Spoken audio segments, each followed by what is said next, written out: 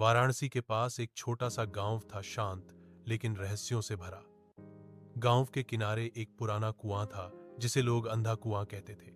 कहा जाता था कि जो भी रात में उस कुएं के पास जाता उसे किसी की फुसफुसाहट सुनाई देती। गांव में रवि नाम का एक लड़का रहता था।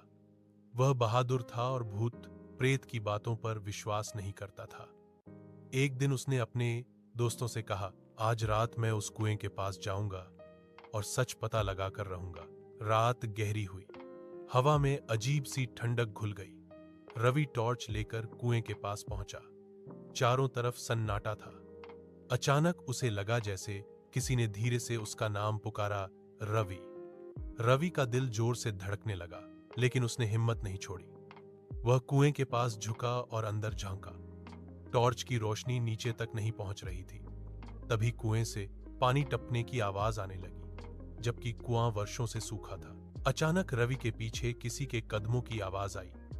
उसने मुड़कर देखा, वहां कोई नहीं था। तभी कुएं के अंदर से एक धीमी हौंसी सुनाई दी। डरते हुए रवि पीछे हटने लगा, लेकिन उसका पैर फिसल गया और टॉर्च कुएं में गिर गई। जैसे ही टॉर्च नीचे गिरी, कुछ सेकंड के लिए रोशनी में उसे एक सफेद परछाई दिखाई दी। लंबे बाल, खाली आंखें और एक डरावनी मुस्कान। रवि भागने लगा, मगर उसे महसूस हुआ कि कोई उसके पीछे पीछे चल रहा है। उसके कान के पास फिर वही फुसफुसाहट आई, तुमने मुझे जगा दिया। रवि घर पहुंचकर बेहोश हो गया। अगले दिन जब उसने सबको बताया, तो गांव के बुजुर्गों ने एक पुरानी कहानी सुनाई। सालों पहले एक लड़की को धोखे से उस कुएं में धक्का दे दिया गया था।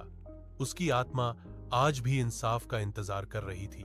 उस दिन के बाद रवि कभी उस कुएं के पास नहीं गया, लेकिन गांव वाले कहते हैं कभी कभी रात में उस कुएं के पास टॉर्च की हल्की रोशनी दिखती है और कोई फुसफुसाकर किसी का नाम पुकारता है।